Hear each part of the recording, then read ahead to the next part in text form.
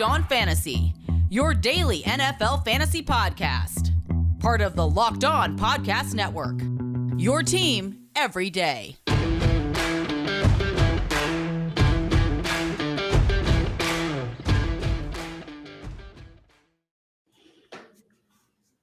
Welcome in, everybody, to the Locked On Dynasty Football Podcast. I am Kate Magdziuk. You could follow me on Twitter at FFBallBlast. And as always, I am joined by Marcus Mosher. You can follow him at Still Needs Tissues this week. Feel better soon, Marcus, a.k.a. at Marcus_Mosher. Everybody, welcome into the show. Give the show a follow at Locked On Dynasty. Hit that subscribe button and be sure to check us out on YouTube, where we are building the ultimate Dynasty YouTube channel. Very excited.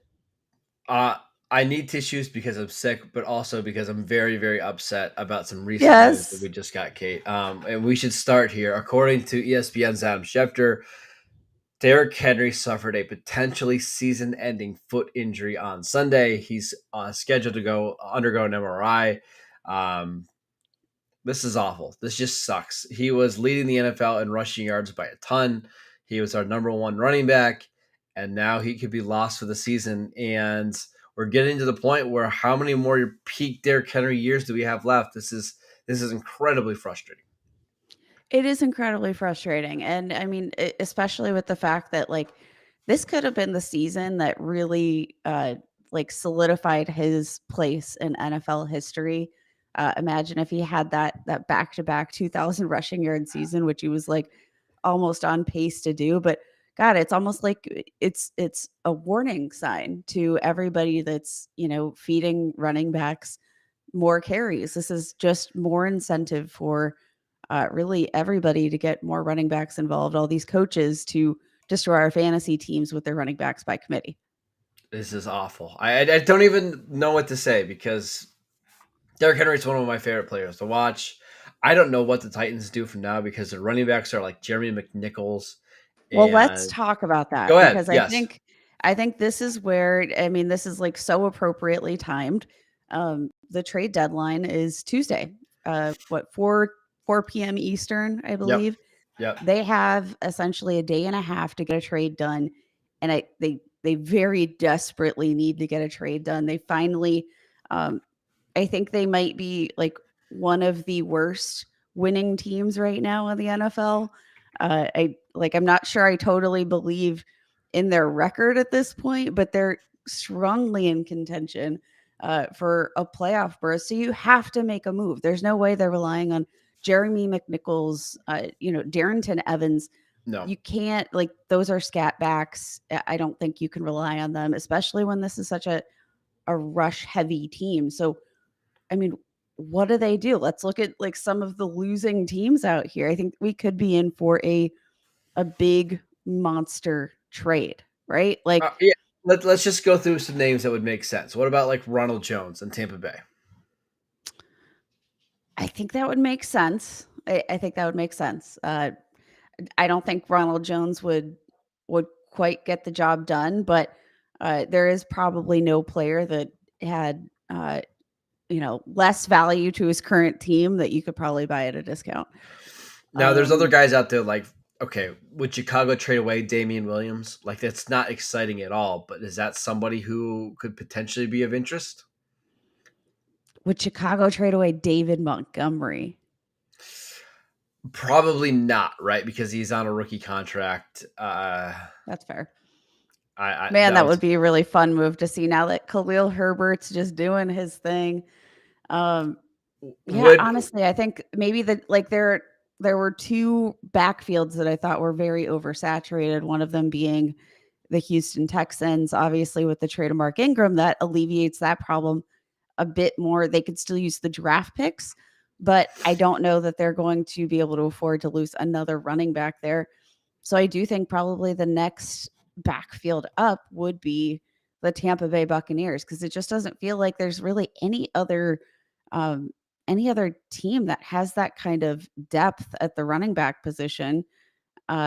It's really kind of sparse. If you want to give Javonte Williams his big shot, trade for a Melvin Gordon. freaking love to Ooh, see that. I think that ooh. would be super fun. But again, I don't know that they have the depth behind Javonte Williams to really stir that pot just yet. Yeah, I don't know if Melvin Gordon's the answer either. But what about a couple other just random names? Cordarrelle Patterson? No, no. Woo-hoo-hoo! That's about as sexy as I can get here. I don't Yeah. think the Colts would trade inside the division. We know Marlon Mack wants out. That one would make sense, but the Colts aren't going to do that. If the Patriots wanted to give away like Brandon Bolden, if they wanted somebody just solid, I could see that. What about the Ravens? Tyson Williams? No. Uh, I don't know that the Ravens have bolstered their case that he's a running back worth trading for. Obviously, we've seen him look super great on the ground, but their usage of him, I think, probably hurts themselves in any sort of, you know, move for a trade because clearly there's something that they really don't like about this guy. Last but not least, I know Miles Sanders was just placed on IR, but he's clearly not a big part of this offense. They love Jordan Howard. They've got Kenny Gainwell. They've got Boston Scott. What if we saw one of these Philadelphia running backs on the move? Or what if we saw Miles Sanders? Because, like, God, Miles Sanders, I think, would be so fun to watch in the Tennessee offense. You've got a winning record, so you do have a little bit of a stopgap. Just rely on your AJ Brown. I like Like, it. It I'm feels just like saying it that would feels be like you could fun. probably get him for like a day 3 pick, right? An early day 3 pick. And with Philadelphia really not going anywhere, it makes sense. I think that would be a good trade for both sides. So maybe we'll see something like that pop up. Maybe we'll see the Titans be uber aggressive, right? Like they're going to win the AFC South going away. They're going to host a playoff game, Kate. So in a conference that I don't know, I don't think is very good right now, the Titans can certainly beat anybody. Why not and go out and make a big move? Why not try to go get somebody who can actually help your offense and maybe somebody who can eventually play with Derrick Henry? I think Miles Sanders would be a pretty good little addition there for the Tennessee Titans. Let's take a quick break. We'll come back. We'll talk about more of the action from Week 8. But before we do that, I want to tell you guys about DirecTV Stream. It brings you live TV and on-demand favorites like never before, which means you can watch your favorite shows, movies, and TV all in one place. And the best part, there's no annual contract. So stop waiting and get your TV together with DirecTV Stream. You can learn more at directtv.com. That is directtv.com. All right, Kate, let's stick with that Colts-Titans game from Week 8. With Derrick Henry, not playing particularly well. He had 28 carries for 68 yards. A.J. Brown took over 10 for 155 and a touchdown. A.J. Brown has just been on an absolute tear since he's came back from his injury. Again, he had a huge week this week. Last week, he had 133 yards and a touchdown. The week before that, 9 for 91. A.J. Brown, where does he fit into your wide receiver ranks? It's got to be top 10 because I think the biggest concern here was definitely the potential funneling of targets here to Julio Jones. I think just overall, I think we could agree that's not going to happen, whether it be for health or otherwise. And with this shift in game plan, like they're going to have to shift their game plan more heavily towards the pass, more heavily towards AJ Brown. I think this has to bump him up into top 5, but there's just so many talented wide receivers right now coveting for that top 5 spot. I'm not sure who can we bump out of the top 5 there. Nobody, and that's the problem. There's a lot of good receivers right now. I think another guy we should mention, Cooper Kupp. Kate, I don't know how he keeps doing this. Yesterday, 7 for 115 and a touchdown. Somehow that felt like a little bit of a disappointment for Cooper Kupp, like he didn't get more yardage. Through 8 games, 924 yards and 10 touchdowns. Kate, he is on pace for 2,000 yards and 21 touchdowns halfway through the season. Pretty impressive. He has already outscored himself from the 2020 season, which is just it's super crazy. Obviously, 2020 felt like a super disappointing year, but I mean, just mind-blowing performance. And he's not even a guy that's currently ranked top 10 right now. Nope. It's absolutely crazy. But like the most up to date, like rankings, we've obviously got Justin Jefferson like at the top of that pool. You've got CeeDee Lamb, who just had a drop yesterday, but he continues just to look like the most incredible wide receiver. DK Metcalf, big day yesterday with Geno Smith, Devontae Adams. Where could we possibly find room? Because I'd even argue, where's Jamar Chase?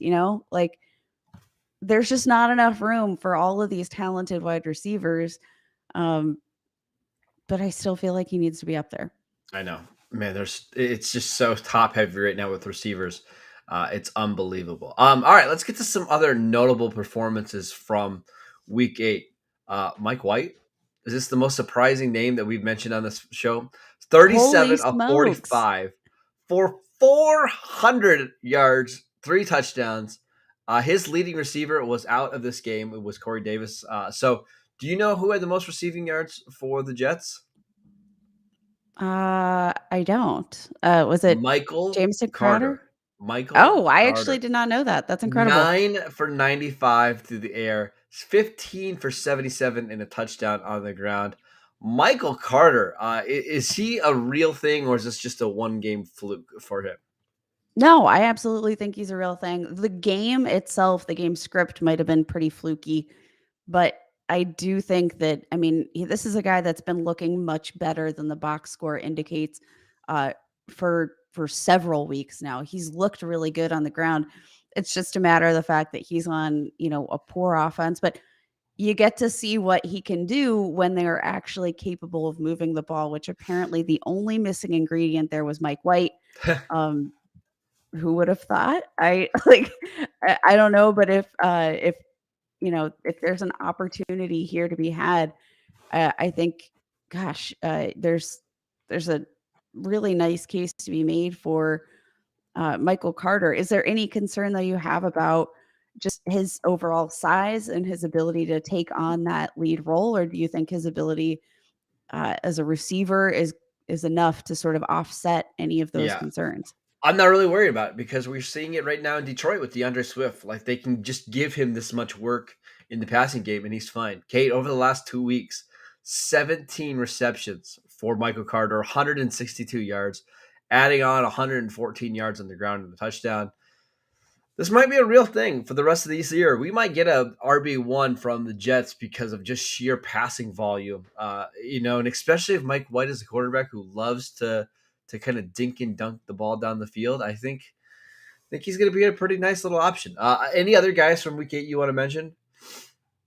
I do think we have to take a moment, discuss Calvin Ridley, who announced yesterday on Twitter that he was taking some time away from football to tend to his mental health, which,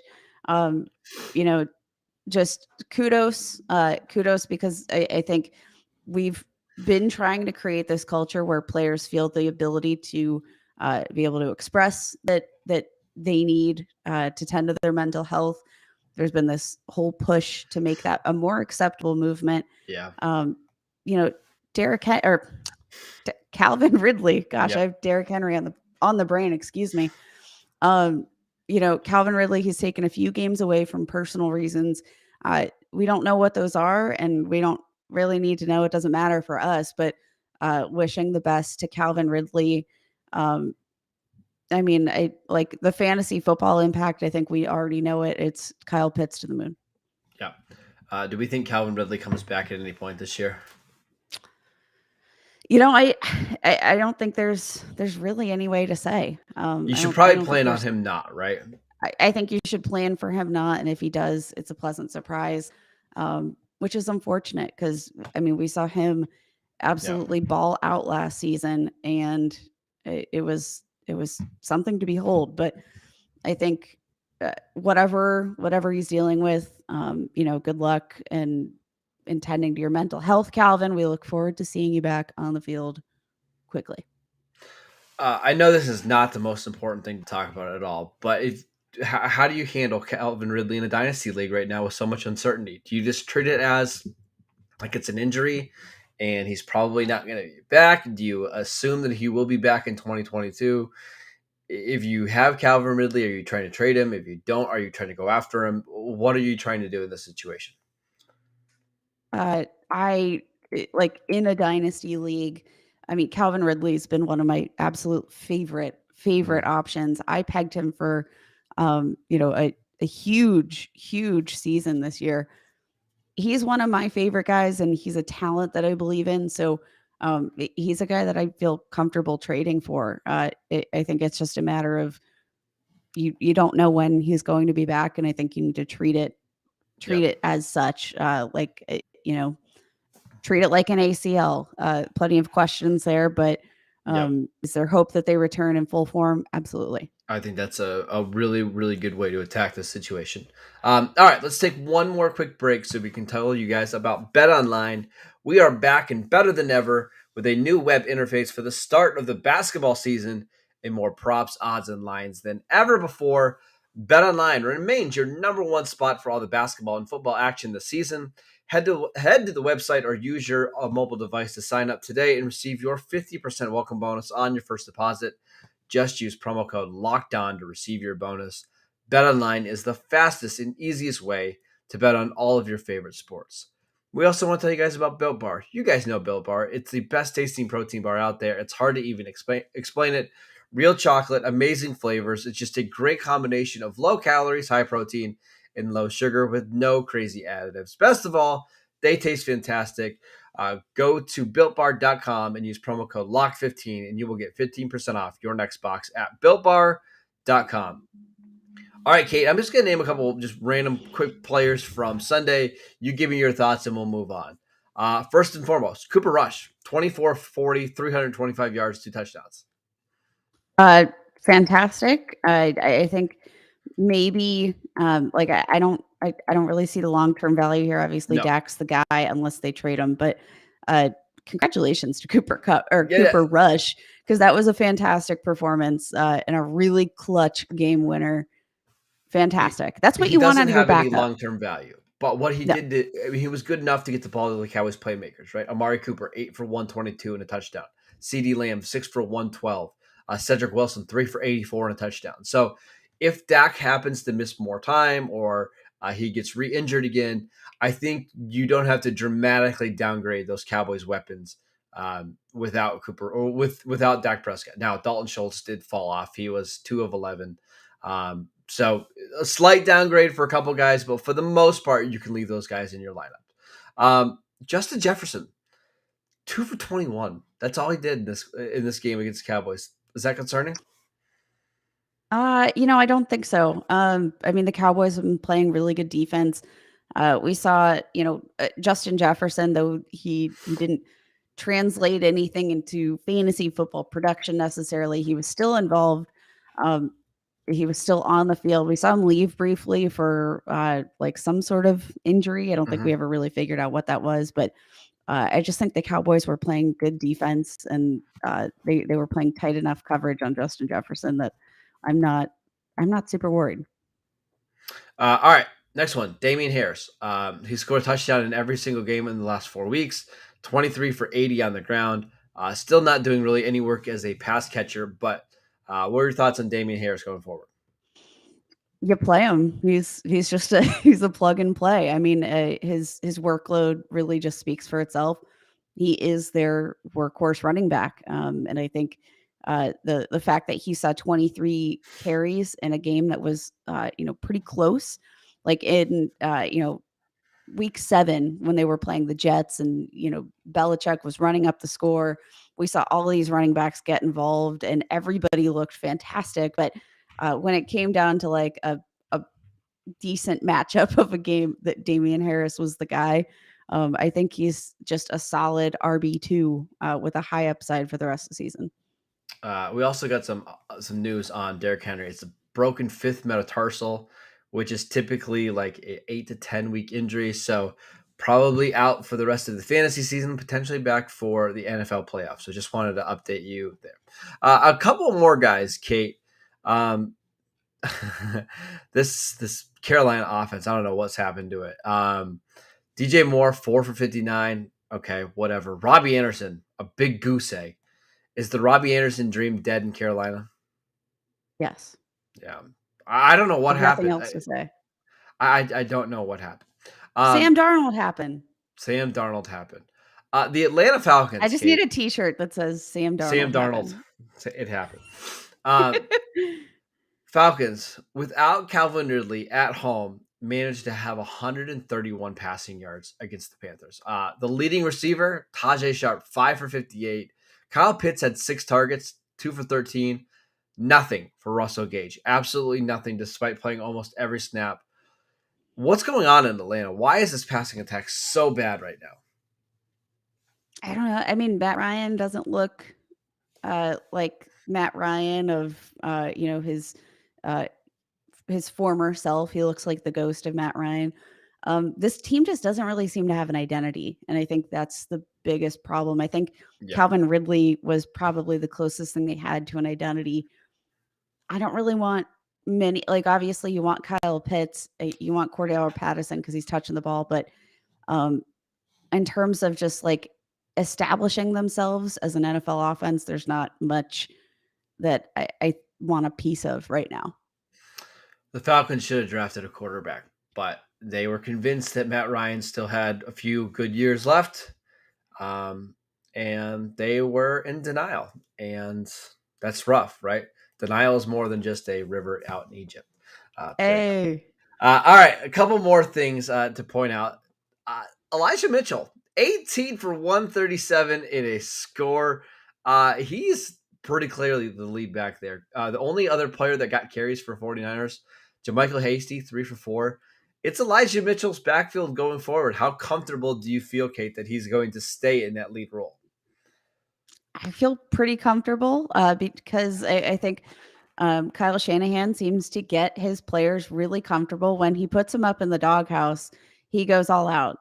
He definitely tends to their needs in the doghouse. He gets them comfortable. He gets them all laid out with a full futon, and he gets them nice and comfortable. So I think we can plan for Elijah Mitchell to be the guy, because it's not like he doesn't look good doing it. That's the issue. If maybe he was struggling to do something in that role, then we'd have a bigger issue. But I mean, he seems to be doing just fine. Oh man, it's Elijah Mitchell. I wish I would have drafted Elijah Mitchell in more leagues, because man, he is good. Any other guys you want to mention before we head out? No, I think we covered it. Hopefully, Jameis Winston. We didn't even get to him. Torn ACL, done for the season. Really unfortunate, because Jameis Winston was rocking it with those legs yesterday. We saw back-to-back games with big performances on the ground for him. So wishing him the best of luck. Are you going to buy Taysom Hill?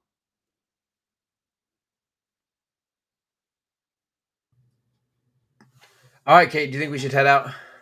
Yes. All right, let's head out. Tell the people where they can find you on Twitter. Absolutely. I am Kate. You can follow me on Twitter at FFBallBlast. Of course, as always, follow Marcus at Marcus_Mosher. Feel better soon, buddy. We will see you guys on Thursday, and best of luck this week.